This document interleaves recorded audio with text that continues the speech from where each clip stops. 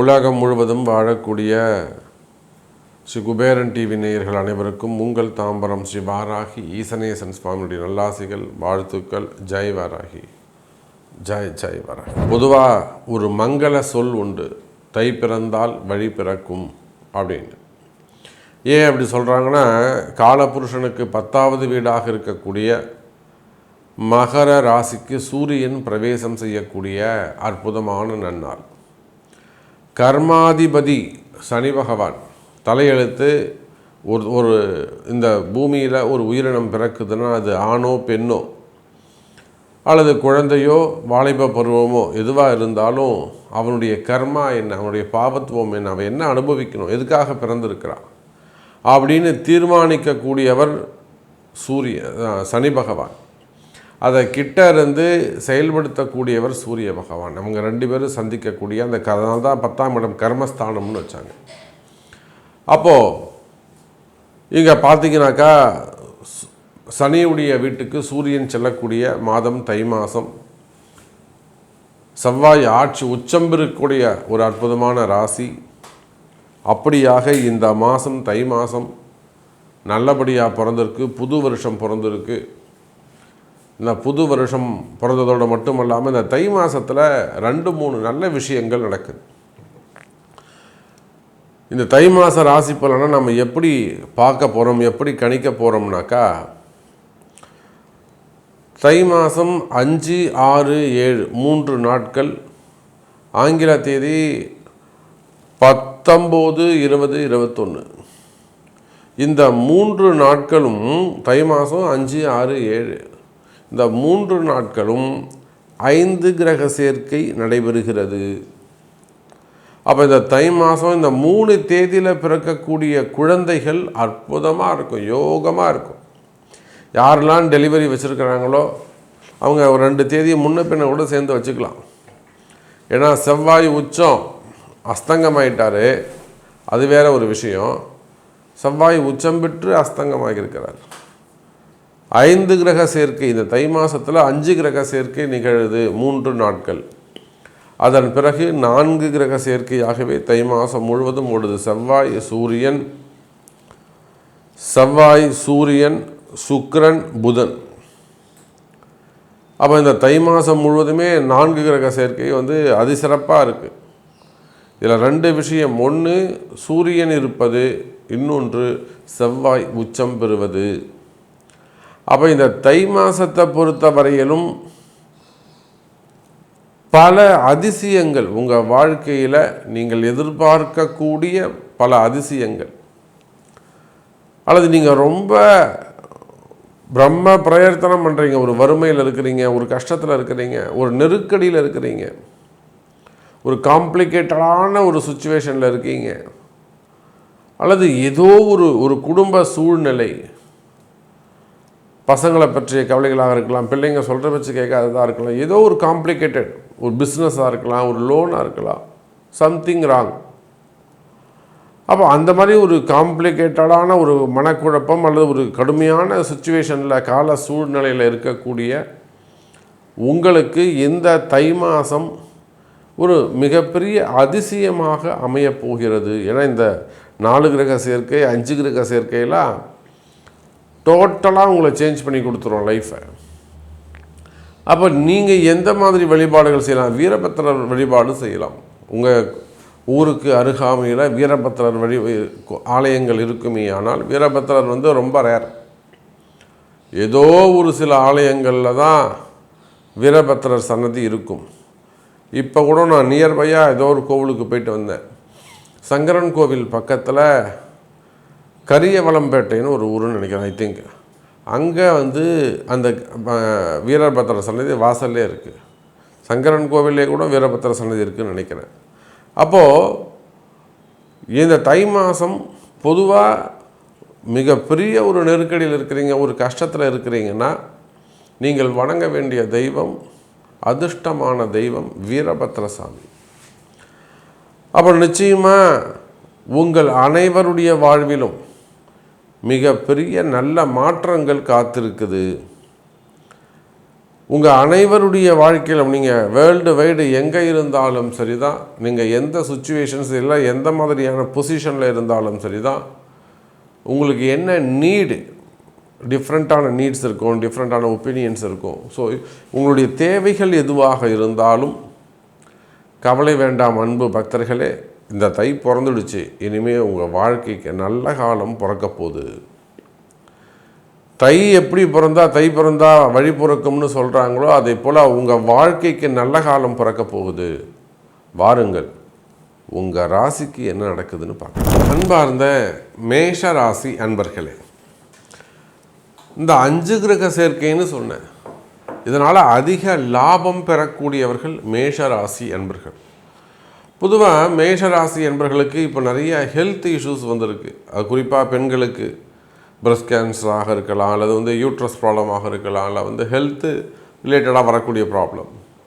அதே போல் ஜென்ஸாக இருப்பார்களே ஆனால், ஆண்களாக இருப்பார்களே ஆனால், குழந்தைகளாக இருந்தாலுமே கூட சிறு சிறு விபத்துக்கள் ஏற்பட்டு இருப்பது, அல்லது ஏதேனும் அடிபடுறது, இல்லை ஃப்ராக்சர்ஸ் ஏற்படுவது, அதுபோல் அந்த மெயினாக கை அல்லது கால் அதில் அடிபட்டிங்கனாக்கா அந்த சனியுடைய காரகத்துவம் உங்களுக்கு குறையுதுன்னு அர்த்தம். அப்போ உடல் நல குறைவுகள் இருக்குமே ஆனால் ஆயுள் பாவம் உங்களுக்கு அதிகரிக்குது. பயம் வேண்டாம். அப்போ நிச்சயமாக உங்கள் ஜாதகப்படி ஒரு நாள் பார்த்து ஒரு ஆயுஷ் ஹோமம் பண்ணிக்கிறது, அல்லது ஒரு வீட்டில் ஒரு கணபதி ஹோமம் பண்ணுறது, மெயினாக ஒரு ஆயுஷ் ஹோமம் பண்ணிக்கிறது, அந்த மிருத்யுஞ்ச மந்திரங்களை ஜபம் பண்ணுறது, அல்லது இந்த சுதர்சன மந்திரத்தை ஜபம் பண்ணுறது, இதெல்லாம் உங்களுக்கு இந்த சனியுடைய 7.5 சனியுடைய தாக்கத்தை குறைக்கும். அப்போ அந்த மாதிரி சிறு சிறு விபத்துக்கள் இருக்குமே ஆனால் கவலை வேண்டாம் மேஷ ராசி அன்பர்களே. அதெல்லாம் உங்களுக்கு இன்னும் ஆயுள் பாவத்தை அதிகரிக்குதுன்னு அர்த்தம். அதே போல் தான் மெடிக்கல் எக்ஸ்பென்சஸ், ஆஸ்பத்திரி செலவுகள் வருவது திடீர்னு, இதெல்லாம் நீங்கள் டக்குன்னு ஒரு கன்சல்ட்டிங் எடுத்துக்கணும். சாமி ஏன் எங்களுக்கு இந்த டக்குன்னு வீட்டுக்காரர் எப்படி இருக்குது பாருங்கள், நல்லபடியாக ஆகிட்டு வந்துடுவாங்களா, இதுக்கு நம்ம என்ன செய்யணும் சாமி, என்ன பூஜை பண்ணணும், என்ன மாதிரியான அபிஷேகம் எதாவது கொடுக்கணுமா அப்படிங்கிறத அறிந்து இதில் டக்குன்னு அப்போவே நீங்கள் கிளியர் பண்ணிக்கணும். வளர விடக்கூடாது நோயை. அப்போ மேஷராசி என்பர்களே, உடல்நிலை ஆரோக்கியம் அதிகரிக்கும். ஹெல்த் கம்ப்ளைண்ட் இருக்குமே ஆனால் அந்த ஹெல்த்தில் நல்ல இம்ப்ரூவ்மெண்ட் இருக்கும். வீண் செலவுகளை குறைப்பது சிறப்பு. சும்மா மாதம் ஆஸ்பத்திரிக்கே போயிட்டுருக்கக்கூடாது. அதுக்கு பதிலாக கொஞ்சம் டைவர்ஷன் பண்ணுங்கள். ஒரு பூஜை பண்ணுங்கள், ஒரு ஹோமம் பண்ணுங்கள், என்ன மாதிரியான ஹோமங்கள் செய்யணும்னு சொல்லிட்டு நல்லா ஜம்முன்னு பண்ணுங்கள், சிறப்பான ஹோமங்களை செய்யுங்க. அப்போ மெயினாக அந்த மெடிக்கல் எக்ஸ்பென்சஸ் மாத்திரைகளை குறையும், அதான் நல்லது. சரி, வருமானம் எப்படி இருக்கும்? நிச்சயமாக இந்த 5 கிரக சேர்க்கை வேறு வருதுனால 10ஆம் இடத்துல வரக்கூடிய, அதை உங்கள் ராசிநாதன் உச்சம் பெற்று அஸ்தங்கம் அடைகிறார். தைரியம் அதிகரிக்கும். யாருக்கெல்லாம் மேஷராசி என்பதில் குறிப்பாக இந்த பரணி நட்சத்திரக்காரங்க, பரணியில் இருக்கக்கூடிய நீங்கள் ஒரு ஏதாவது ஒன்று இடம் வாங்கியிருக்கலாம், இல்லை வீடு கட்ட ஆரம்பிச்சிடலாம். அந்த மண்ணை போய் நீங்கள் எப்போ தொட்டிங்களோ அன்னிலேருந்து உங்களுக்கு பிரச்சனை. என்றைக்கு அந்த மண்ணை நீங்கள் ரிஜிஸ்டர் பண்ணதோ இல்லை போய் ஒர்க் பண்ண ஸ்டார்ட் பண்ணிங்களோ அன்னிலேருந்து தான் உங்களுக்கு எல்லா ப்ராப்ளமும் ஸ்டார்ட் ஆகிருக்கும். அது இடதோஷத்தை குறிக்கிறது. சரி, அது கம்பெனியாக இருக்கலாம், வீடாக இருக்கலாம், நிலவரங்களாக இருக்கலாம், அசட்டாக இருக்கலாம். அப்போ இந்த பூமி தோஷங்கள், இடதோஷங்கள், குடியிருக்கக்கூடிய வீடுகளாக இருக்கலாம், வாஸ்து ப்ராப்ளமாக இருக்கலாம். அப்போ சம்திங் ஒரு இடதோஷம் ஏற்பட்டிருக்கிறது. ஏன்னா செவ்வாய் அஸ்தங்கமாக இருக்கிறார். இதை தாங்க சுட்டி காட்டுது. இதை சொல்லுப்பா நீ அப்படின்னு அம்பாள் அந்த வார்த்தையை எடுத்து கொடுக்குறாங்க. அப்போ அன்பு மேஷராசி என்பர்களே, பரணி நட்சத்திரக்காரங்களாக இருக்கலாம், அஸ்வினி கிருத்திகை நட்சத்திர அன்பர்களாக இருக்கலாம். இடதோஷங்கள் ஏற்பட்டிருக்குமே ஆனால் அதெல்லாம் சரி செய்யக்கூடிய மாதம். இப்போது செவ்வாய் சூரியன் பஞ்சமாதிபதியும் ராசி நாதனும் ஒன்றாக இருக்கக்கூடிய காலத்தருணம், அதுவும் சனியுடைய வீட்டில். அப்போ நிச்சயமாக இடதோஷங்கள் இருக்குமே ஆனால் அது நிறைய ப்ராப்ளம் இருக்குது. அதில் நம்ம ஒரு வரியில் சிங்கிள் லைனாக சொல்லிட்டோம் இடதோஷம்னு, அது எக்கச்சக்கமான ப்ராப்ளத்தை க்ரியேட் பண்ணும். ஸோ விடை தெரியாத விஷயங்களுக்கு கூட விடை தெரிவதற்கான காலம். இடதோஷங்கள் நிவர்த்தியாகும். அதே போலத்தான் தொழில் அமைப்புகள் சிறப்பானதாக இருக்கும், நிம்மதி பிறக்கும். மெயினாக பிஸ்னஸில் உங்களுக்கு வரவேண்டிய பணங்காசுகள் இருக்குமே ஆனால் வரவேண்டிய பணங்காசுகள் வந்து சேரும். நல்ல முன்னேற்றங்கள் இருக்கும்.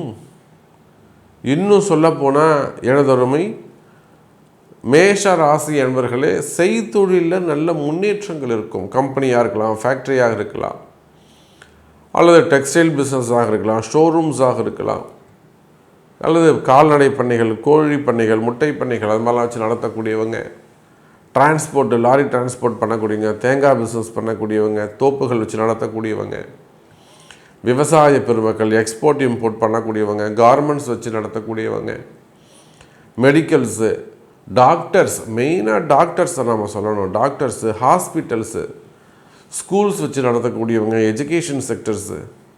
அப்போ இந்த மாதிரி நீங்கள் எந்த தொழில் செய்பவராக இருந்தாலும் சரிதான், மேஷ ராசி அன்பர்களே, தொழில் அமைப்புகள் சிறப்பானதாக இருக்கும். தொழில் நல்ல முன்னேற்றங்கள் இருக்கும். வரவேண்டிய பணங்காசுகள் வந்து சேரும். கடன் சுமைகள், கடன் பிரச்சனைகள் குறையும். அதோடு மட்டுமல்ல, மேஷராசி என்பவர்களே, வேலை வாய்ப்புகள் சிறப்பானதாக இருக்கும். வேலையில் இடமாற்றங்கள் ஏற்படும். 7.5 சனி நடக்கிறதால நிறைய ஜாபில் ப்ராப்ளம் இருக்கும்.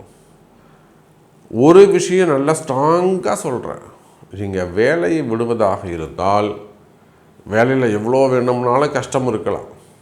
ஆனால் ஒரு முறை கன்சல்டிங் எடுத்துக்கிட்டு, சாமி ஏன் ஜாதக பிரகாரம் இடமாற்றம் இருக்குதுன்னு சொல்லிட்டீங்க, கம்பெனி மாறலான்னு சொல்லிட்டீங்க, பட் நான் இதை விட்டுட்டு வெளியில் வந்தால் எனக்கு வேறு வேலை கிடைக்குமா? சப்போஸ் எனக்கு வேலை கையிலே இருக்குதுன்னு வச்சுக்கோங்களேன், போகிற இடம் எனக்கு இந்த மாதிரி ஒரு பீஸ்ஃபுல்லாக, சேஃபாக, அல்லது ஒரு லாங் டைம் ஜாபாக அது இருக்குமா? இதெல்லாம் ஒரு கன்சல்டிங் எடுத்துட்டு ஜாப் சேஞ்சஸ் செய்து கொள்வது சிறப்பு. அப்போ வேலைகளை இடமாற்றங்கள் இருக்கும். புதிய வேலை வாய்ப்புகள் உருவாகும். எனதருமை மேஷராசி அன்பர்களே, அதே போலத்தான் வேலை செய்கிற இடத்துல வரக்கூடிய பிரச்சனைகள், எவ்வளோ பிரச்சனைகளை நம்ம சரி பண்ணி கொடுத்துருக்கோம். பணங்காசை வாங்கிட்டு ஏமாற்றிடுவாங்க, இல்லை யாரோ ஒருத்தருக்கு போய் செய்வாங்க, அவங்க இவங்களை ஏமாற்றிடுவாங்க. பெரிய பிரச்சனையில் போய் சிக்கலில், சட்ட சிக்கலில் போய், வெளியிலே வர முடியாத ஒரு சட்ட சிக்கலில் போய் மாட்டிப்பாங்க. போலீஸு கேஸு, என்கொயரிகள், நிறைய என்கொயரிகளை போய் மாட்டிப்பாங்க. அதே போல் விசா என்கொயரிகள் சம்மந்தப்பட்ட பிரச்சனைகள், வம்பு வழக்கு, இதெல்லாம் நம்ம நிறைய கிளியர் பண்ணி கொடுத்துருக்குறோம். அப்போ அந்த மாதிரி வெளிவர முடியாத பிரச்சனைகள் இருக்குமே, ஆனால் அவற்றில் கூட இருந்து விடுபடுவீர்கள் மேஷ ராசி அன்பர்களே. அப்போ அந்த தை மாதம் பிறந்துடுச்சு, 5 கிரக சேர்க்கை வேறு இருக்குது. நிம்மதி அதிகரிக்கக்கூடிய மாதம், நிம்மதி அதிகரிக்கும், எல்லா கஷ்டங்களும் விலகும். அது எந்த மாதிரியான health, family, income, loan, so எந்த கவலைகளாக இருந்தாலும் கவலைகள் விலகி, கஷ்டங்கள் விலகி, நிம்மதிகள் அதிகரிக்கக்கூடிய மாதம், சந்தோஷம் அதிகரிக்கக்கூடிய மாதம் மேஷ ராசி அன்பர்களே. ஸ்ரீ குபேரன் டிவியை பார்த்தமைக்கு நன்றிகள். மேலும் இது போன்ற தகவல்களை தெரிந்து கொள்ள ஸ்ரீ குபேரன் டிவியை சப்ஸ்கிரைப் செய்யுங்கள். மறக்காமல் பெல் ஐக்கானை கிளிக் செய்யுங்கள்.